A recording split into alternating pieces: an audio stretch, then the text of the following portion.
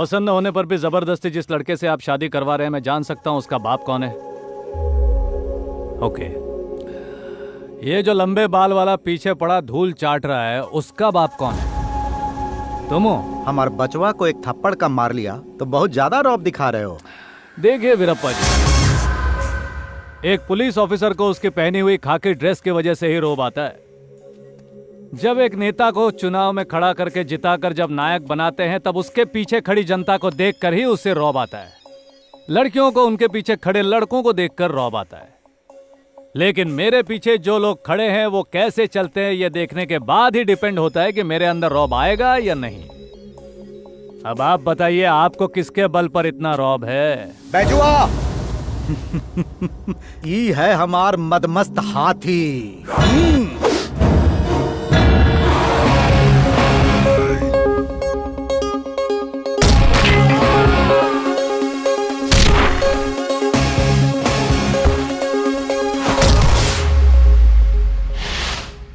हाथी कितना भी उछल कूद क्यों न करे, उसे महावती संभालता है। वीरा विश्वा कालिया, इन लोगन के साथ हम बहुते शेर का शिकार किया है। गुड वीरप्पा जी, वेरी गुड।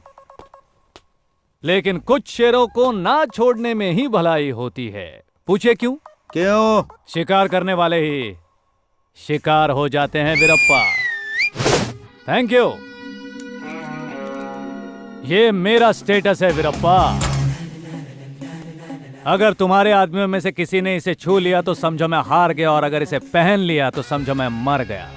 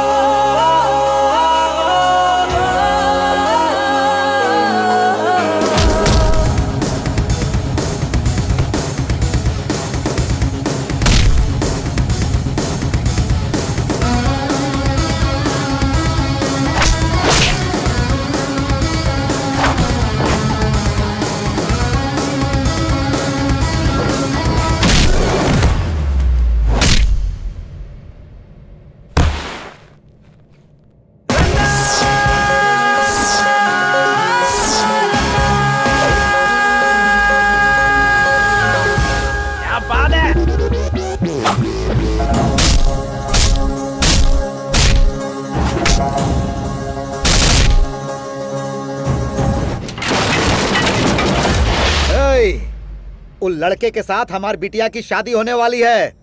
तू ये गलत कर रहा है। तुम्हारी बेटी का हाथ पकड़ने के लिए वो तैयार है कि नहीं, ये पूछे बिना उसकी शादी कर रहे हो। जबरदस्ती उस लड़के से शादी करवा दी तो ससुराल में भी वो मरेगी। नुकसान किसका बताइए? एक बात बता रहा हूं, ध्यान से सुनिए। बेकार में किसी के लफड़े में जाने से पहले जरा ये सोच लीजिए, आपसे कोई जबरदस्ती उलझता है तो आप उसकी बैंड बजाइए। देखिए, मैं बिंदास ब्रूसली की तरह हूं। फर्क सिर्फ इतना है कि वो हिंदुस्तानी नहीं है और मेरी नाक चपटी नहीं है, और छोटी छोटी आंखों वाला देश का नहीं हूं। लेकिन एक बात पे गौर कीजिए, बोलने का स्टाइल और देने का पंच सेम टू सेम है महाशय। हिंदुस्तानी स्टाइल में वार्निंग देने का अपना एक अलग ही स्टाइल है भाई। इतना बड़ा फैसला लेने के लिए तुमने एक ड्राइवर के साथ डिस्कस किया। ये बात तुम्हें अपने माँ बाप को बतानी चाहिए थी। सर वो तुम चुप रहो, चुप रहो। आखिर ये कौन है, कहाँ से आया, इसका बैकग्राउंड क्या है, ये पता लगाना चाहिए या नहीं? ये सब जाने बिना क्या अचानक फैसला कर लिया जाता है? क्या बोलती हो सरस्वती? प्यार करना कोई शर्म की बात नहीं है और शादी करने पर गोली नहीं चलाई जाती। हमारे घर में इंसान रहते हैं, राक्षस नहीं रहते।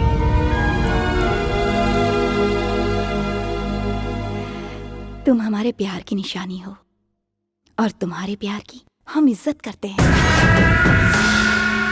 तुम अपनी बिटिया के प्रेम को इतना इज्जत करते हो, लेकिन हमारी बिटिया की शादी इसी की वजह से रुक गई। सपना में भी कोई अगर हमारी बेइज्जती करता है तो सुबह उठते ही भगवान को हाथ जोड़ने से पहले हमारे चौखट पर आकर हमसे माफी मांग लेता है। हमारे लोगों के सामने हमारी शान, हमारी इज्जत इसने मिट्टी में मिला दी। हमारी जिंदगी को एगो अखाड़े में पस्त पहलवान की तरह इसने कर दिया।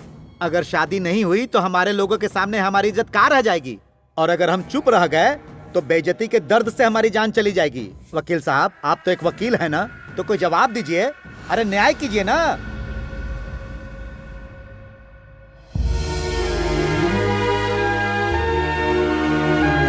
आपको जिसने छाछ ला कर दी है वो मेरी छोटी बहन है। बहुत अच्छी जगह रिश्ता देखा था, बहुत ही बड़ा घर था।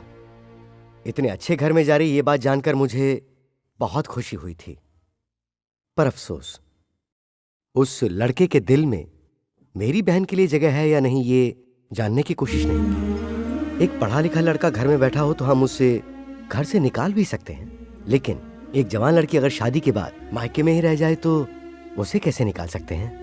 एक पकवान बनने के बाद अगर उसमें मक्खी भी गिर जाए तो हम उसे फेंक देते हैं ना। अब जरा सोचिए, जो लड़का आपकी बच्ची से प्यार ना करता हो उसे उसके पल्ले बांधना, ये तो नाइंसाफी होगी।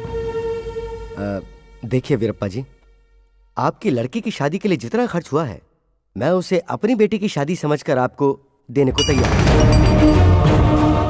इस वीरप्पा की शान को तुम खरीदने की कोशिश कर रहे हो? हाँ, कितना दोगे बताओ? हटो हटो पीछे हटो, चलो। ये पेड़ पौधे काटने के लिए है, इंसान काटने के लिए नहीं है।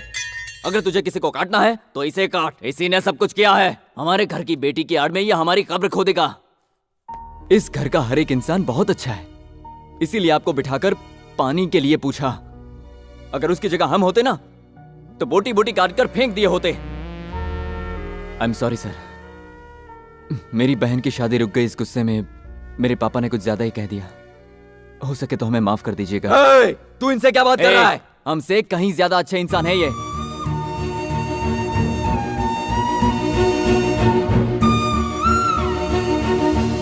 देखिए, हम आपको पैसे देंगे ये कहना गलत है, और आपकी खोई हुई इज्जत तो हम नहीं लौटा सकते, लेकिन इज्जत रखने के लिए हम अपनी दूसरी बेटी की आपके बेटे से शादी करवाएंगे। क्या ये रिश्ता आपको मंजूर है?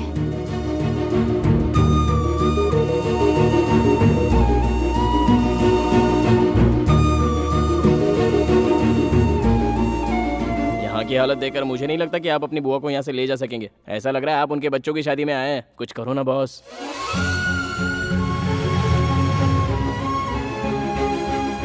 सुनो चंदू,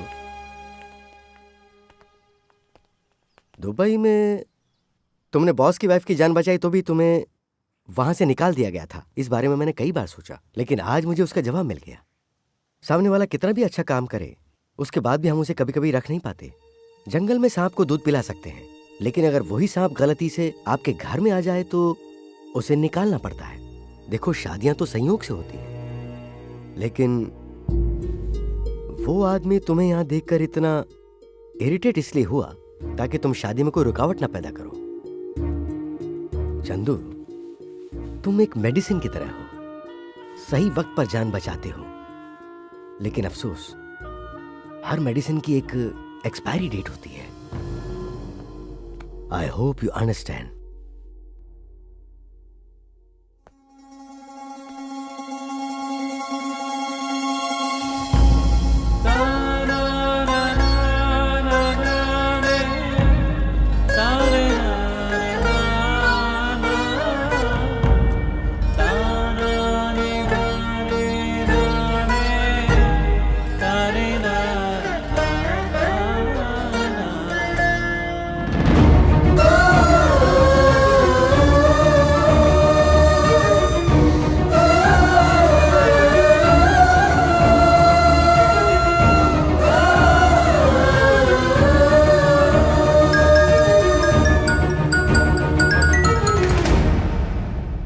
तुम्हारे दादा की तबीयत ठीक नहीं है। सुबह से उनकी तबीयत बिगड़ती जा रही है, ऑक्सीजन पर है। भार्गव, तुम आ जाओ बेटा, सब कुछ भुला के आ जाओ। यहाँ आकर आखिरी बार अपने दादा को देख लो। इस वक्त दादा से ज्यादा उनकी बेटी जरूरी है। बुआ को उनके पास में लेकर आऊंगा, ऐसा वचन दिया है मैंने उन्हें।